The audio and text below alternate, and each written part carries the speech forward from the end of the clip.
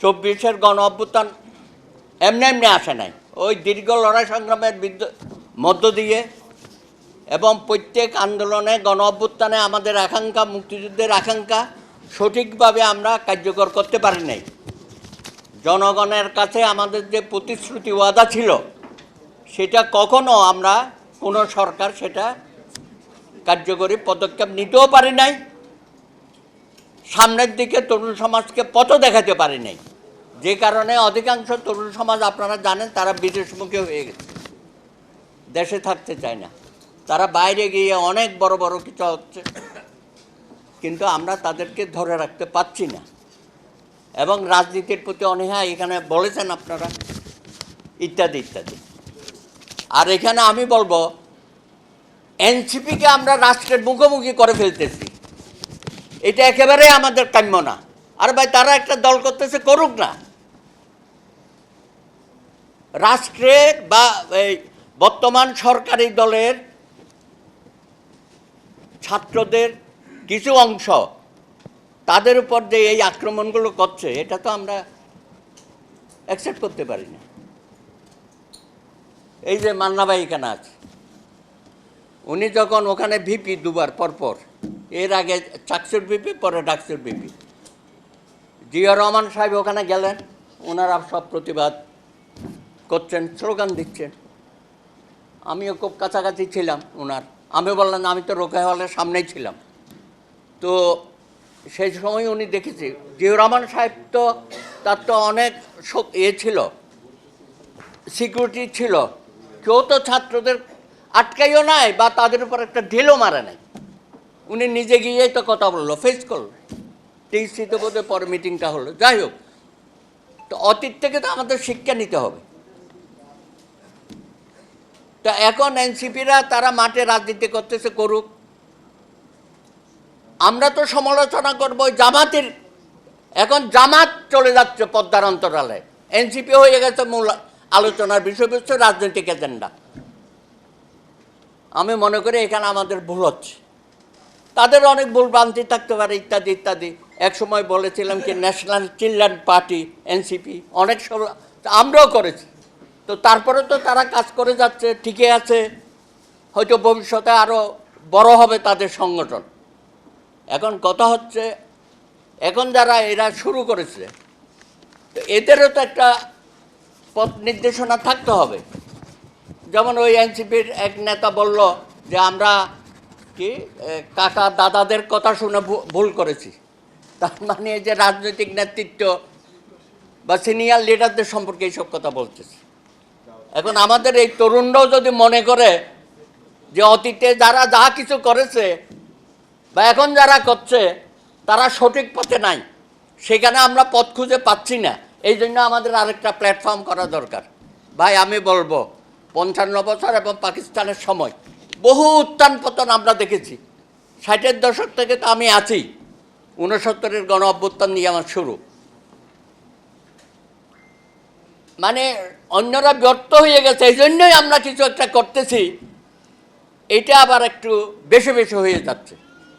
আত্মহমিকা তোমরা অবশ্যই করবে, কিন্তু ওই সবাইকে মাইনাস করে দিয়ে আমরা একমাত্র শক্তি, হ্যাঁ আমরা সব কিছু করে ফেলবো, একটু সময় লাগবে, ধৈর্য ধরতে হবে।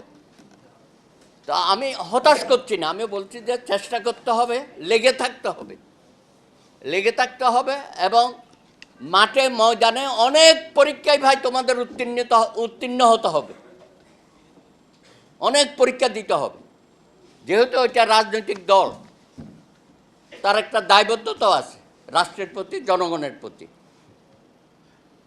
তো আমি আশা করব এই তরুণ সমাজ তারা অতীতে যেমন সমস্ত আন্দোলন সংগ্রামের নেতৃত্ব দিয়েছে, আত্মাহুতি দিয়েছে, সর্বশেষ এখানে জুলাই যোদ্ধারা যেভাবে রাজপথ কাঁপিয়েছে, আজকে তো এক দফা ঘোষণা করা হয়েছিল, তাই না, শহীদ মিনার, এরা সবাই ছিল কিন্তু। সুতরাং ওগুলো না যে আমরাই করছি, অন্য কেউ কিছু করে নাই, একক দাবিদার, অতীতে যারা একক দাবিদার হয়েছে তারা এখন ইতিহাস থেকে মুছে যাচ্ছে। সুতরাং একক দাবিদার হওয়ার এখানে কোনো সুযোগ নাই, আমরা সকলে মিলে এটা করেছি, সকলে মিলে করেছি, সমস্ত রাজনৈতিক দল, তরুণ সমাজ সবাই মিলে। তো আমরা আশা করব এই চেতনাবোধটা আমাদের ধরে রাখতে হবে। আর বর্তমান সরকারকে বলবো, কোথায় যেন একটু জনগণের সাথে আপনাদের একটু দূরত্ব সৃষ্টি হচ্ছে। আপনি অনেক কিছু করছেন, ফ্যামিলি কার্ড থেকে শুরু করে health card, I have a plan বা উই হ্যাভ এ প্ল্যান, অনেক ঠিক আছে, কিন্তু জুলাই সনদ আর 31 দফা কোথায় গেল বুঝতে পারছি না। এটা ধীরে ধীরে পদ্মার অন্তরালে চলে যাচ্ছে কিনা, তাই না? আমাদের তো অনেক কিছুই করার ছিল। এখন 5 মাস হয়েছে, 6 মাস চলতেছে, তো আর কত শিশু থাকবেন? পাকিস্তান তো 24 বছর শিশু রাষ্ট্র বলে চালিয়ে গেছে, আর 55 বছর পরে আপনি 6 মাসে পড়েছেন, আপনি অনেক জনপ্রিয়তা নিয়ে সরকার গঠন করেছেন। প্রত্যেক দিন মানুষ কিন্তু আপনাকে মনিটরিং করছে। আজকে জনাব তারেক রহমান মাননীয় প্রধানমন্ত্রী, আপনি হয়তো সামনে আছেন অনেক জনপ্রিয়তার শীর্ষে, কিন্তু আপনার আশেপাশে যারা আছে তারা তো আপনার সাথে তাল মিলিয়ে কাজ করতে পারছে না। ইতিমধ্যেই অনেক বিতর্কিত লোকজন আমরা দেখতে পাচ্ছি, তাদের বক্তব্যে, তাদের চালচলনে সবাই যেন ক্ষমতা উপভোগ করছে।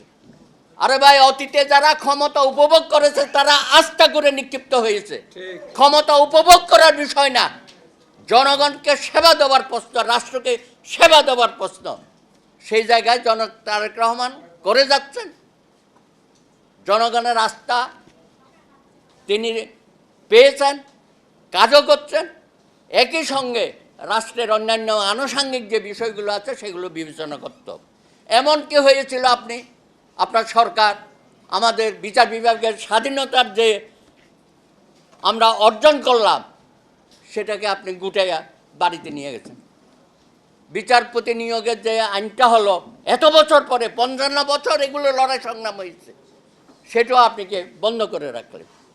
গুম কমিশনের আইন বন্ধ করে রাখলেন, মানবাধিকার কমিশনের আইন বন্ধ করে রাখলে। এখন বাংলাদেশে কোনো জাতীয় মানবাধিকার কমিশন নাই। দুদক এখনও আপনি পুনর্গঠন করতে পারেন নাই। তার মানে কি, আবার সেই আগের অবস্থার মধ্যে আমরা চলে যাচ্ছি না? সুতরাং আপনারা জনগণ এবং তরুণ সমাজ, আপনাদেরকে সব সময় সজাগ থাকতে হবে, ভ্যানগার্ড হিসাবে আপনারা থাকবেন। আমরা চাই না এই সরকার কোনোভাবে ব্যর্থ হতে দেওয়া যাবে না। অনেক ত্যাগ তিতিক্ষার মধ্য দিয়ে 55 বছর পরে আপনারা বলেছেন যে আমরা একটা নতুন বাংলাদেশ গড়তে চাই। সেই নতুন বাংলাদেশের কান্ডারে তারেক রহমান, আমরা চাইব আপনি সফল হন।